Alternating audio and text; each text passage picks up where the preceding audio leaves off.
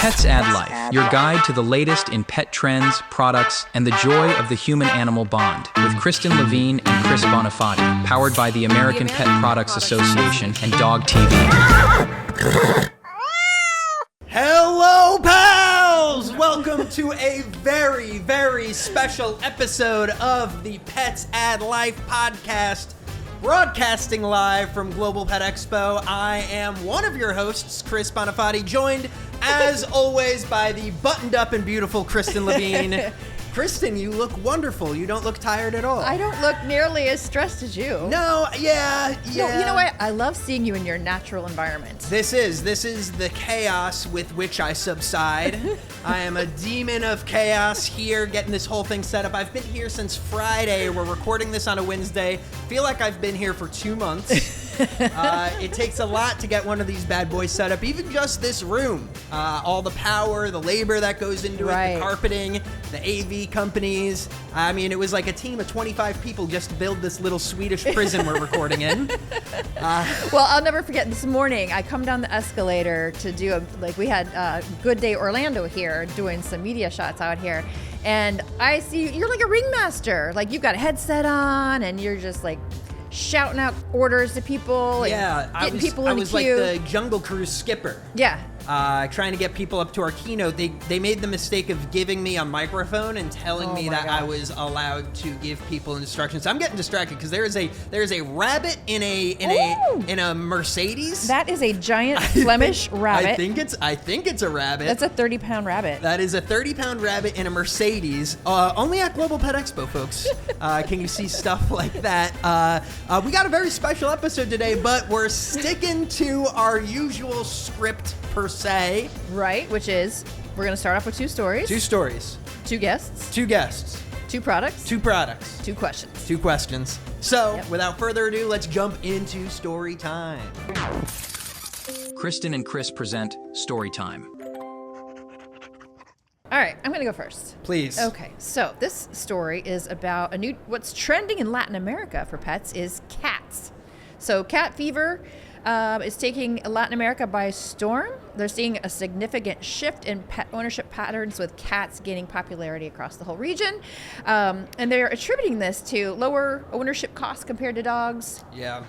Better adaptability to smaller urban living spaces. And, cats have an independent nature, which suits busy modern lifestyles like yours. Cats are pretty cool. Yeah. They're way cool. And I also know that cat ownership is on the rise here in the United States. Yeah, absolutely. To hop on in, because our stories kind of correlate here, APA, which is the company that signs my checks, released their State of the Industry research. They told me it was a short little study. I got sent over a 110-page PDF. But I'd like to share some of the gems. And one of the cool ones is that the largest growing sector in animal ownership is cat dads, which makes me an influencer. Obviously, it's all me on this podcast. No. They're hearing it. They're like, I want to be like Chris. I'm going to get myself an older cat. No, you want to be like our next guest that's coming up. Likely, yes. And we don't want to tease too much, but we've got all sorts of cat daddy nonsense coming. Yes, we do. Some other tidbits from this that I saw this was really cool. Gen Z is the fastest growing 2-pet household by generation. Okay. Which is really awesome because for a lot of animals, sans dogs, but cats, small animals, reptiles, fish, 2's usually better than 1 for the animal. It's obviously more work, but those bonded pairs really benefit the animal. So shout outs to Gen Z paying attention to the show, listening to all that cool stuff we have to say. Sweet. But yeah, we've got a pretty freaking awesome guest coming up. I know. And if you're not watching us on video, A, come on, man. B, you're gonna miss out on some killer outfits. I'm not even gonna spoil it. We're just gonna let the scene cut, and we're gonna see them live and in the flesh because we're live at Global Pet Expo. Beyond the Leash, exploring the untold stories of pet passion and professionalism. Okay, we have an awesome first guest today. His name is Nathan Keene. He's affectionately known as Nathan the Cat Lady. He's an actor and a passionate animal advocate based in Los Angeles, originally from Colorado. Nathan began his career in modeling, gracing the runways of New York Fashion Week and appearing in publications like Cosmopolitan. His pursuit of acting led him to LA, which is where his martial arts background secured him stunt roles in projects such as Brooklyn Nine-Nine, Killer. your favorite, and Left of Murder. Super cool. All right, beyond acting, Nathan's deep love for cats made him a prominent figure in animal rescue. He shares his home with 4 cats, Pickles, Ginger, Annie, and Princess, and creates engaging content that resonates with feline enthusiasts worldwide. Also, I should mention, Nathan, your collaboration with organizations like the Beagle Freedom Project have led to transformative initiatives, including converting an animal testing lab into a sanctuary, rescuing numerous beagles and cats, and establishing facilities like dog parks and a catio, of course, for these animals. Wow.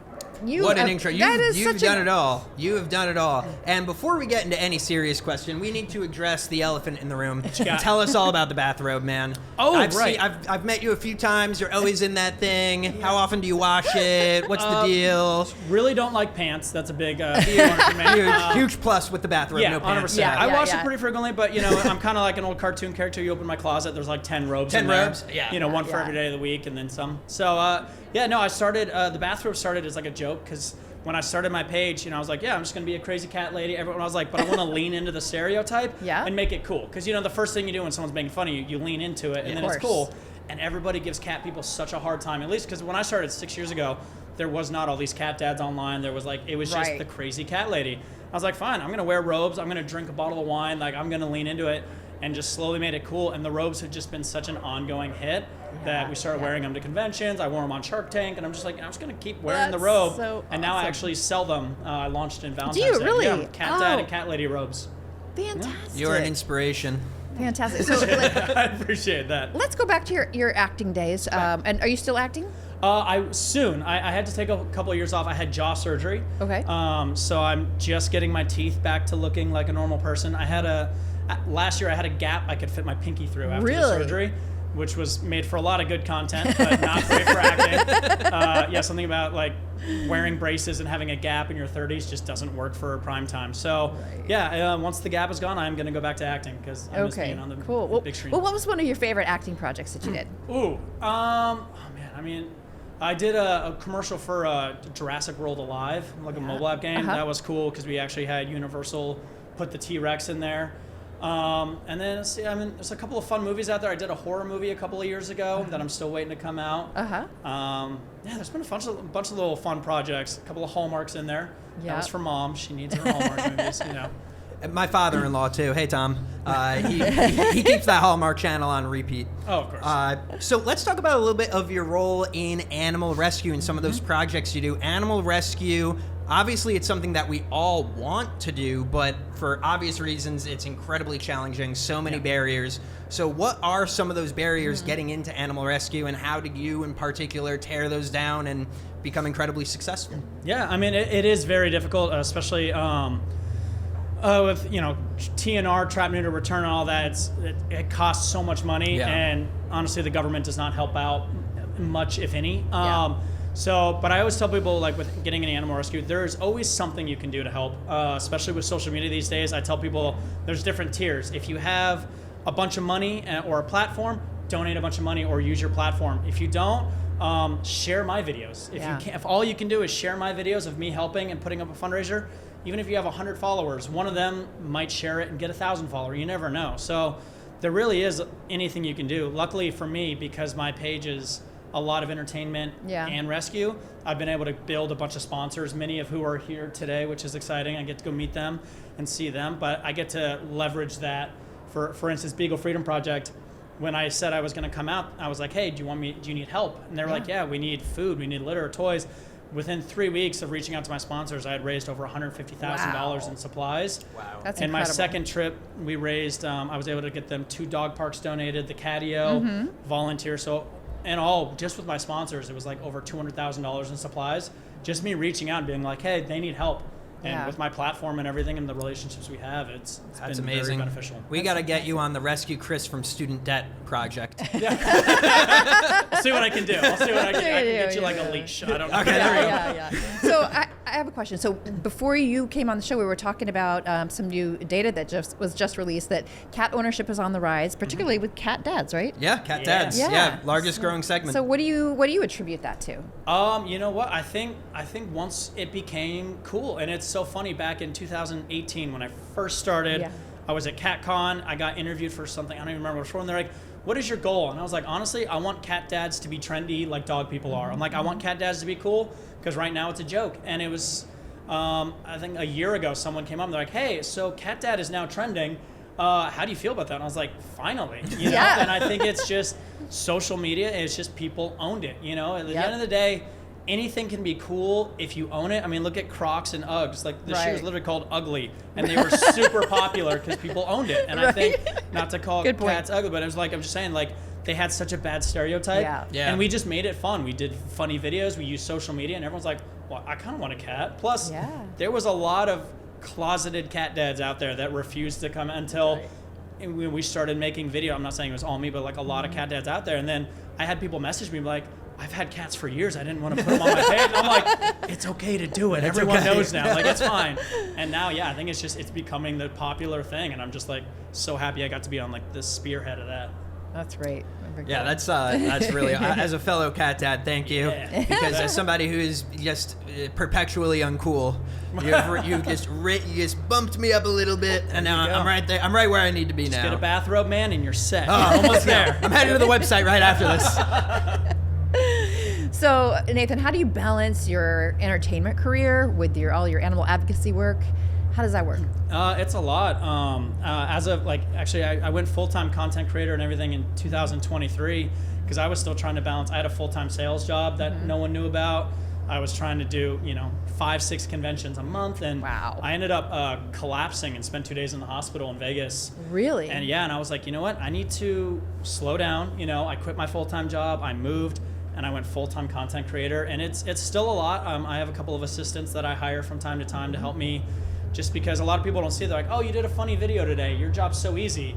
I'm like, well, I had the brand deal, I had the contracts, I had the Zoom calls, I had to book the travel, I had, there's so many moving parts. The editing, some of my special effects videos take me 13 hours to edit. Wow. That's a full day. Sheesh. On top of, I have 4 cats that need to be fed and litter boxes, and so it is a lot. I guess I've just found a nice balance of like, okay, I'm gonna film a bunch today, I'm gonna edit my flight here, I edited 3 videos on the plane because it's like, you got to be walking and moving. I'm on the floor walking and editing. It's a lot. So, energy drinks help, Yes. So where you make it look easy. Oh, good. That's my goal. There you go. It's not, but I'm glad it looks that way. Yeah, and it is a full-time job, and between all of that work, there's the actual thought process of what do I want my content to be? So where's that inspiration coming from? Because unfortunately, not everybody can be just as naturally charismatic and turn it on like me.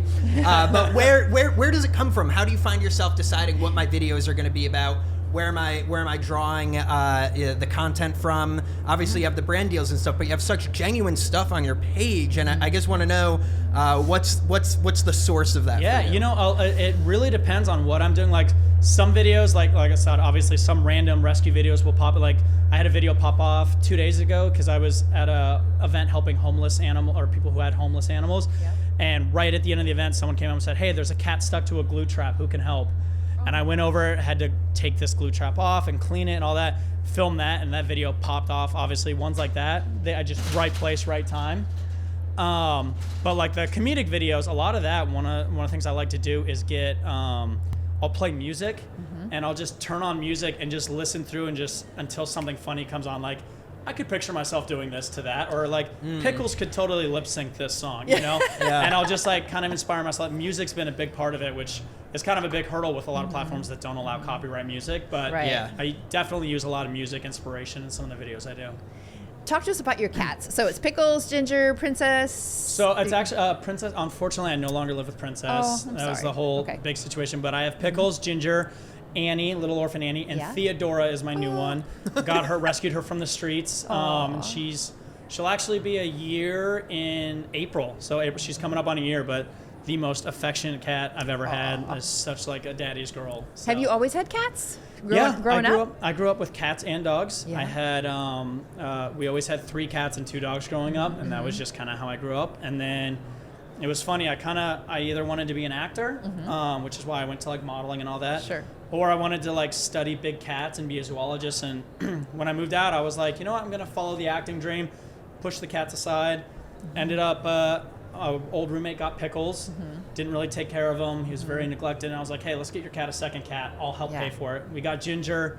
They bonded. And then when he was moving out, I was like, hey, are you going to keep them together? And he goes, oh, I don't know, I might get rid of Ginger. She kind of sucks. And I was like, what? Who is this evil human? Right? Like, I'm like, okay, buddy. So I was like, I'm going to take your cats. And he was like, Good for you. Oh, okay, cool. If you want them. I was like, okay, that was way too easy. So I took them, then found Annie on the street. She was my first foster fail. That's why Little Orphan Annie. Short. And then, so it's just like, I kind of fell into the cat thing, and I was following the acting thing.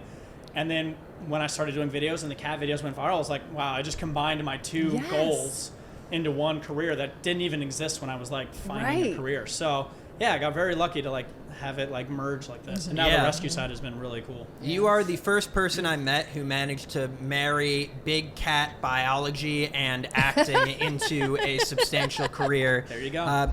Last question before we let you go here, Nathan. We're live at Global Pet Expo. We're like 3/4 of the way through day 1 here. Give us a highlight that you've seen and something you're looking forward to seeing in the next couple of days. Oh, wow. Highlight, I got to play with a bunch of ferrets earlier. That's awesome. And I just love ferrets. That's a highlight. There was a basket full of ferrets. Basket full of ferrets. Only at Where Global else Pet can you Expo. see a basket full of Basket full of ferrets. Yep. And that's the thing. I'm a cat lady, but I love all animals. Like I'm sure you've seen that video with Horace the possum. Yes. R.I.P. I love that guy.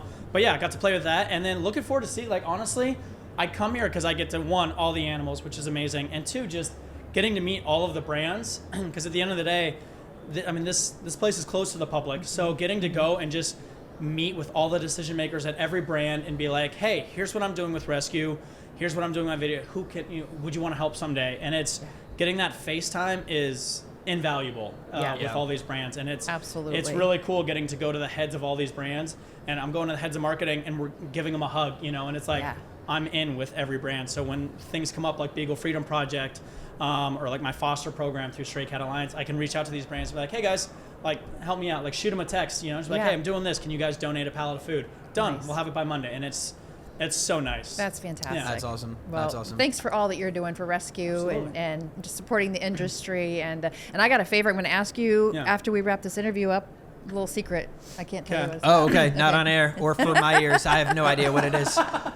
There's a lot of things I'm not aware of. But thank you so much for your time today, Nathan. Thank you, Nathan. What's the Instagram, TikTok handle that people can check you out at? Nathan the Cat Lady. Nathan the Cat Lady, everybody, live at Global Pet Expo. Thank you very much. Thank you.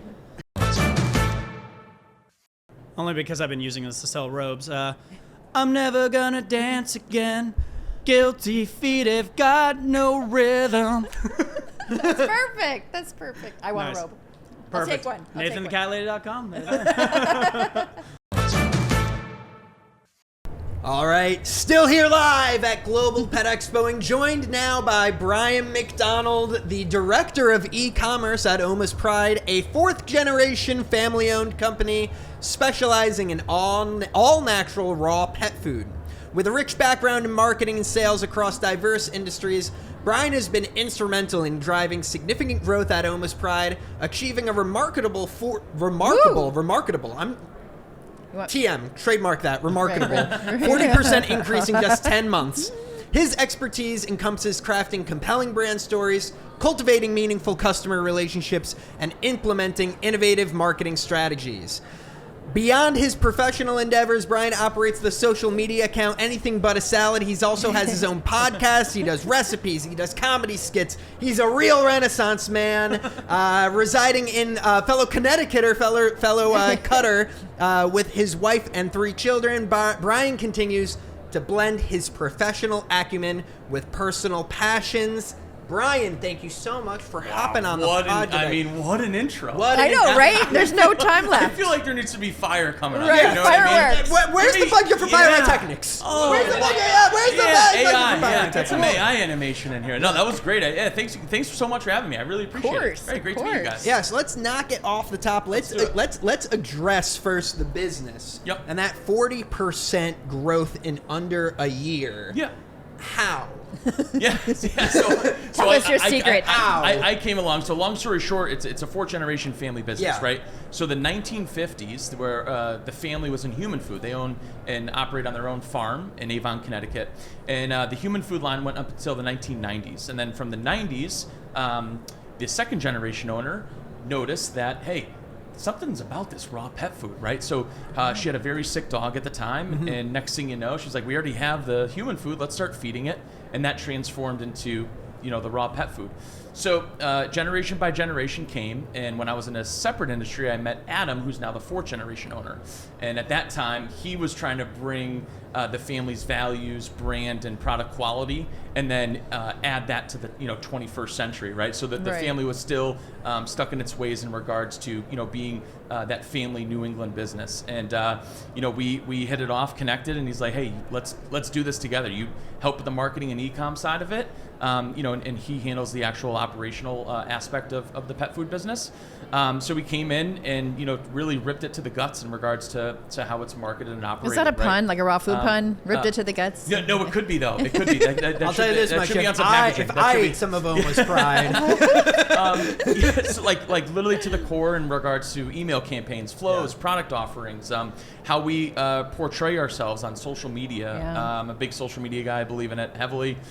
So really the A to Z aspect of everything from the website to offerings to our email structure and campaigns, and then to the social media side of it. And sort of just the brand's always been there. We have one of, if not the best product, I believe, in the category. It was just a matter of amplifying it, and that's sort of I talk loud. That's my specialty, right? So there we go. I'm right there with you. Yeah. You don't have to say something smart. You gotta say it real loud. That's it. So yeah, that's what I love to do, and just getting that distribution out there, distribution of product, distribution of media. That's the most important element of any business. Yeah. If you have distribution, you hold the keys. Yeah. So So Brian, for our pet parents that are listening, I would imagine a huge part of what you have to do is educate people, educate the consumer about raw. Yes. So talk us through how you're doing that. Yeah. So believe it or not, I think like one of the best things that happened in my eyes for us and then the pet industry in general was the growth of the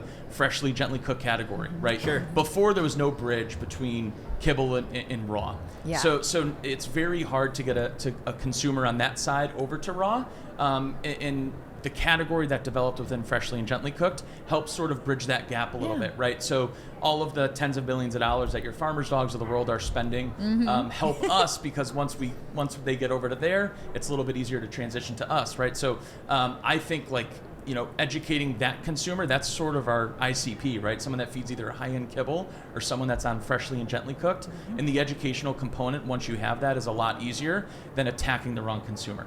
Right. Good yeah. point. So educate me a bit. Yep. I'm a cat dad. My cat eats, just like the most basic canned food. She's an old lady and she's not changing her ways. Yeah. But what are the benefits to like an Oma's Pride diet? What's the basic pitch? What are you selling people? Yeah, on? absolutely. Right. So we actually had a really cool story about 2 weeks ago, and this sort of like encapsulates what we know our product to be true, to be able to do. Right. So one lady, very itchy cat,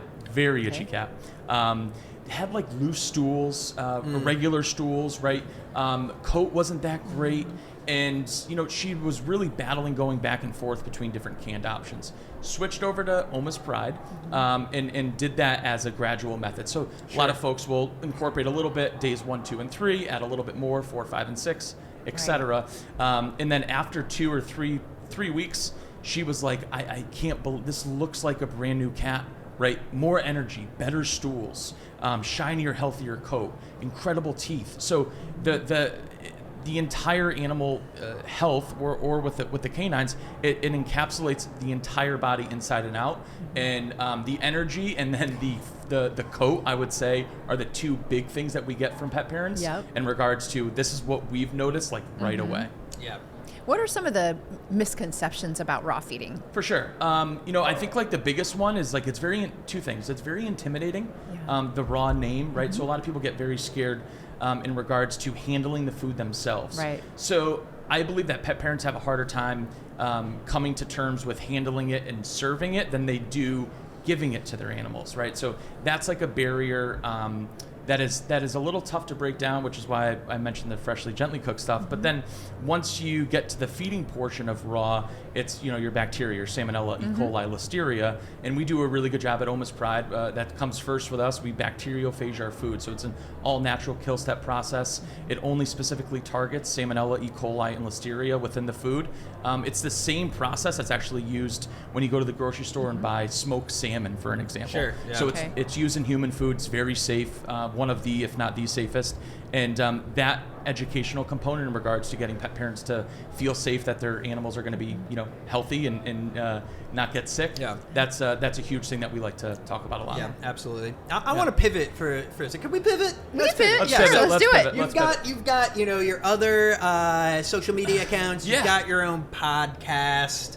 And as somebody who also has like two distinct personalities, I find that sometimes some of the best stuff for work comes out when I let it bleed through. So what are the lessons you learned from running, comedy and cooking content, and bringing that over into community engagement with Oma's Pride? Yes. I think we have an interesting crew at the office. And, That always helps. Very interesting crew.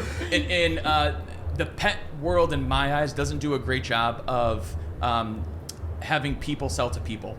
A lot of when we walk around the show, it's product selling to people. Yeah. And bringing the people at Oma's Pride as the forefront, standing next to the food, is very important for us.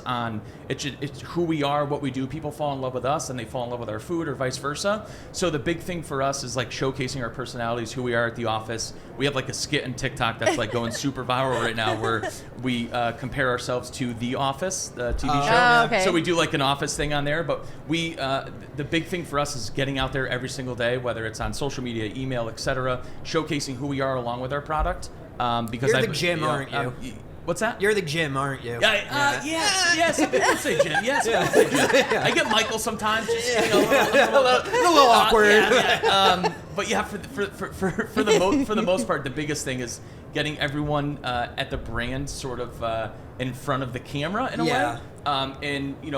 When people think of Oma's Pride, they think of our food, but then they also think of Adam and Brian and Nina, Right. and that's the biggest missing gap in pet. That's really cool, because then it kind of takes the brand away. Not that you're trying to remove the brand, but people get to know the company through the people, Yes. as opposed to the messaging is always coming from the brand. Absolutely. Yeah, and I think Okay. that always works really well, because you think about how influencers exist. Like, why do they exist? It's because you almost fall in love with their personality. It's like Yes. a cult of personality. So if you have these awesome people around your office, and it's something we're trying to do with Global Pet Expo a bit more, is get some of our people in front of the camera. Yeah. Because you take away this idea of, like, you've got a nice logo there with Oma. Yeah, there she is right there. We've got like this Yeah. Global Pet Expo thing going on. Yeah, so you need- this you- is what people see Yep. and associate with us. But no, there's 25 hard workers with real lives, real stories, Yes. actual pets, trying to work together for Exactly. the industry. And I think that is really how you could reach out and grab a hold of a strong base. Absolutely. Couldn't Yeah. agree more. Couldn't agree more. Yeah. Can we pivot again? Pivot. Let's Okay, pivot again. I want to pivot again because I got to sit in on a panel that you spoke on Oh, yeah, yesterday. Pamela, yesterday. Yes. She's And awesome, you were by the way. talking. I hope I'm getting this right. But Yeah. didn't you say you guys had like a 1 pound sample size product offering? So which would be great for people who want to try raw Yes, feeding. absolutely. So Rob runs he's our national sales director on the retail side of it. And he came to Adam and I and a couple folks, and this was probably, call it like 7-8 months ago. And he's like, hey, there's a huge missing gap in the raw pet sector and retail, where it's not only intimidating to try, but it's expensive to try. Yes. Right? Yeah. Freshly Yep. and Gently does a great job because they have their 1 pound sleeves, $10, $12 price point. A pet parent can try it. If they love it, they can come back, move up to the next volume and size. Well, that was missing in raw because you only had your 3 and 6 pound bags. Yep. So entry point was $50, $60 Yeah. just to To try try raw, it. right? And it's like, not only am I intimidated, but now I got to give you $50 to try your chicken. So it's like, all right. So we're like, all right, well, let's just do 1-pounders, right? Yeah. So we sell them in 6-pound grab-and-go sleeves in our retail stores. Typical MSRP on those is like $10 to $12. Nice. So someone can grab their complete recipes. Yep. We have purr as well for the cats. Okay. And then we have our tripe and stuff like that. A bunch of single proteins, but the completes are chicken, turkey, lamb, beef. We got tripe. We have our purr, so pet parents can go in there, try that. Let me try a chicken and beef, see how I like it. Yeah. If they like it, they can move up to the bag. Yeah. If they like the bag, they can get a bulk box, right? So it's sort of that. Is that like an idea you got because that you're sort of listening to the consumer, listening to the customer when you there's always pushback, right? That's the point of selling. For sure. Is like you have a pitch and people push back and Yeah. you make that adjustment. Are there any other ways you've adjusted either operations or your brand or your marketing based on just like what you hear back from your most faithful champions? Yeah. I think on the retail and e-commerce side of it, so like that's one like example in retail.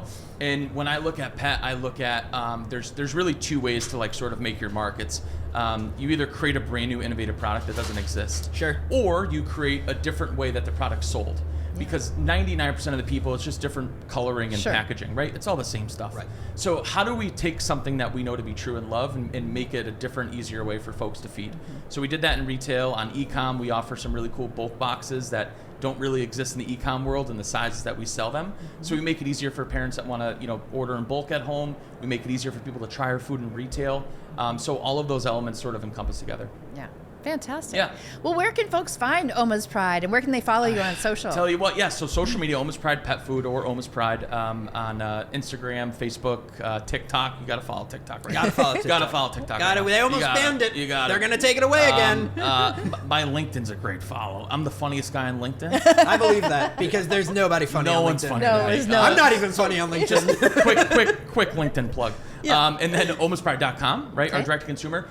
We also are available roughly now in a little over 1,100, 1,200 independent pet stores. Awesome. In the United States. We have a wholesale channel as well. So whether you're a breeder, whether you're, we still do like driveway drops. We'll drop off pallets of food. It's our legacy business. That's how Oma's Pride Wow. started. Yeah. We That's have our awesome. direct to consumer business, and then we have our wholesale business. So our philosophy is we're not going to dictate where the customer wants to buy the food. We just Right. want to be there where they want to buy it. So whether you want a pound or a pallet. Yes, Yeah. pounder They or can help pallet. you. We got it. We got it. Oma's Pride's got you covered. Thank you so much. I know Global Pet Expo is a super, super busy whirlwind, so we appreciate you stopping by, taking Absolutely. the time. Almost Pride is lucky to have you. We're lucky to have you on the podcast. That's right. Thank you, guys. Have fun at the rest of Global, man. Yes, Brian. thank you. I appreciate it. Thank you. Yeah. Thank you. He was a lot of fun. We didn't get to talk to him about his anything but a salad. I know. account. I'm going to have to check it out, but I have an important question, Kristen, and I need you to be honest with me. Yeah. Is Brian just a better version of me? Well, Brian is somebody you could aspire to be. He's clearly Okay, older that's than a very- he's older than you. Oh, okay, yeah, and that's what And matters, you're right? this Yeah, close. I'm that You're close. this close. That's a very honest and gentle way to put it. So I appreciate it. I appreciate that because you could have came down hard, and I would have just sat here and taken it. But no, He's probably saying the same thing about you. He's no, probably he's, wanting no, to he's know. not. He's Yeah. probably going to go do something He's else. like, oh man, important. if I was only young and rugged, looking like Chris, Oh, I'd yeah, have it that's all. exactly what he's thinking. But I mean, that's the best part about Global is we just get all these super incredible people gathered under one roof. Makes our job really easy. It does. We got smart and- people. We don't have to be smart. Oh, yeah, thank God. Because if I had to use a single ounce of my brain right now, I think I'd collapse. That's where I'm at. But yeah, it's been really awesome speaking to some of these guests. I know in future episodes, we've got more interviews, but we're gonna air those in future episodes. Yeah. You're gonna hear some Global Pet Expo stuff scattered across some episodes throughout the summer. But we'll just keep on going with this special episode. Yeah. We got more good stuff coming. More good stuff coming. The product of the week. I run into that guy all the time. So I have like a chaos theory on cat dad ownership where you just find each other. You go to one of these You're events just gravitating and you just toward one. collide. Two movers and shakers in the cat dad world. Are you going to start an Instagram account or TikTok account? No, I can't compete with that. No. Well, you I know, mean, I have who an knows? Instagram He account. started Nobody's somewhere. allowed to see He started it. It's somewhere. got You've like- got this rugged look going. You can pull it off. Yeah. Sure. This rugged look. You guys tell me in the comments. Does this rugged look? Is this the kind Would of you look follow wanna be that? sta- Would you follow Is this that? what you want to be looking at? Oh yeah, we need. I'm buying a robe. You need a different shtick. You need something different. What? Like a maybe I don't know. Maybe just like vest only. like a gladiator Sleeveless. vest. Yeah. Yeah. Yeah. Okay, that'll Everybody work. can see these pea shooters. Let's move on. Yes. It's time for the product of the week. And, of course, we're at Global Pet Expo. We got this new thing we're doing over yonder, and I'm pointing because we're here, and I can do that now. And the Startup Pavilion, I don't know if you had the chance to check that out I yet, saw it Kristen. yesterday. Yeah, really neat. cool. I think we got maybe a dozen companies there. And I saw one that I wanted to bring into the show. It's called Pawzler. That's Pawlzer. Let me just pull up the website here on my thing. Yeah, Pawzler. Yeah. And it's like, I'm going to try and describe it for everybody, but I highly advise you head on over to the website because there's a lot that goes into it. It's like modular puzzle toys for your dog. Okay. So you get a base, and the base has all these things you can plug into it Right. that have all of these enrichment type activities, kind of like hide the snack. Yep. Make them have to like rotate things around. And so like your dog is literally taking time and being rewarded for solving these little puzzles. Every day you could change it up because it's modular. You take them out, you replace it, Right. make it as big as you want, as small as you want, so it'll fit It's in like a any home. Rubik's Cube, but you could take the pieces out. Yeah, it's a Rubik's Cube if a dog could do a Rubik's Cube. Okay. Yeah, and you know, I was thinking about the whole thing, and I'm like, man, if a dog can do puzzles, then a dog can have a job. Well, dogs do have jobs. If a dog can have a job, a dog can pay bills. Oh, I see where you're going with If this. a dog can pay bills, I shouldn't have to work. So you're getting a dog. Is that what I'm getting hearing? a dog that can do puzzles and pay my bills. Okay. If anybody knows of one available Who's for going to pay a adoption- dog to do puzzles? I don't know. They're paying Nathan to be a cat lady. Yeah, sure. Fair enough. We'll figure it out. Fair enough. All right.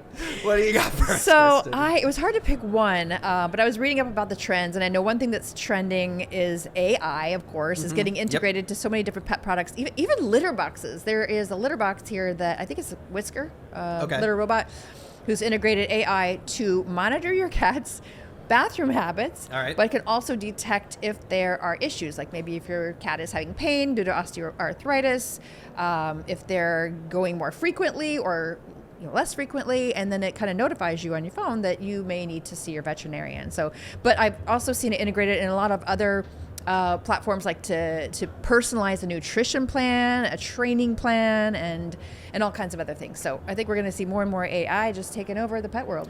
Yeah, we had a whole track for it at the Pet Summit. AI is everywhere. It's coming. And if your job can be replaced by AI, then prepare to become... Or a dog that can do puzzles. Or a dog that can do puzzles. You're just going to improvise, adapt, overcome, because the puzzle dogs are coming. The AI's coming. There's no stopping it. But no, there's a lot of really great stuff. And you know what? At the end of the day, if AI is going to replace one of my tasks... Litter box is a good that one. would You be know what I number mean? one. Yeah, that's a good Number one. one or number two? Kristen. You're rubbing off on me, Chris. I know. I seem to have that effect on people. Q&As. I think it's time for our favorite part of the show. Questions? Questions. Oh, sweet. And right. I already know which question I want because I'm so prepared. I'm just Okay. like the most prepared. I'm holding up the number of fingers for the Which one that I is want. it? I gotta find it. Where right now I'm doing a famous broadcasting technique called stalling, where basically what I do is talk about nothing While for a I few look for the minutes questions. while my co-host recovers their composure. But I know what you're thinking out there. Chris, quit stalling and tell us how to get don't our have- questions answered. Yes, tell us. So it's quite simple, folks. You're going to head on over to petsadlife.org/podcast. Scroll on down to the bottom of that page, fill out the form, submit your question, or, and you heard it here first, folks, if you are feeling as brave as Chris with a microphone in front of a lobby of angry trade show attendees, you can record a voice memo and you may hear your question played live on this show. I found the question. You found the question. Thank you for stalling for me. Right. Now, which one would you? Number do you want? 3 for me, Okay, number 3 for please. you. Okay, this one's from Sam in Portland. Sam says, "My indoor cat seems bored and has started scratching the furniture more frequently. What are some effective ways to enrich her environment to deter the behavior? Yeah, so cats, I'm happy we had Nathan here, and it's a shame we couldn't ask him some behavioral questions because we were just so enamored by the cult of personality he brings. But the cats are much more of a responsibility than they get credit for. And they require more. I know there's like that stereotype that cats are like these lone things and you just have to leave them alone and that's whatever. No, they have natural instincts that need to be stimulated. Cats spend most of their day hunting in nature, hunting and looking for food. And when you take that away, they get bored. Right. Your cat is scratching for one of two reasons. A, they're bored. B, their nails are bothering them. So for the boredom, look for those really cool enrichment toys. I talked about Pawsler. I think they're right now marketed towards dogs for those. But there's all sorts of stuff out there that'll entertain your cat. Make sure you're giving them a good place for them to scratch because number two, their nails being uncomfortable, the way their nails grow is different than ours. And I'm going to hold up my nails to the camera as a little prop. Our nails grow straight out and then we just kind of cut them. Cats' nails grow out and they shed like as a cone. And that's why they scratch. It's to pull off that sheath. Yeah, the sheath. But that said, you can totally cut your cat's nails. If you're getting a kitten, it's good to start doing that early. And I'm not talking about declawing. Don't declaw your cats. Do not do that. It's awful. Don't do that. But a little pedicure can go a long way. If you start them while they're young, they won't be so abrasive towards it when they're older. And that should help with the scratching too because their paws will feel much more comfortable. They could also be clawing because they've got litter caked in between their claws. So make sure your cat's practicing good hygiene, or if you are a cat who is like Tiger, my cat, and needs to be cleaned by their cat dad, make sure you're taking care of that as well. Okay.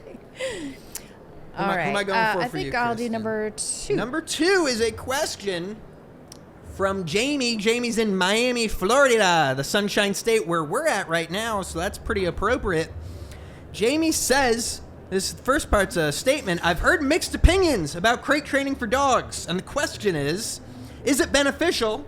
And if so, how can I introduce it to my pet in a positive way? Great question, Jamie. And I don't know what you said. You've heard from others mixed opinions.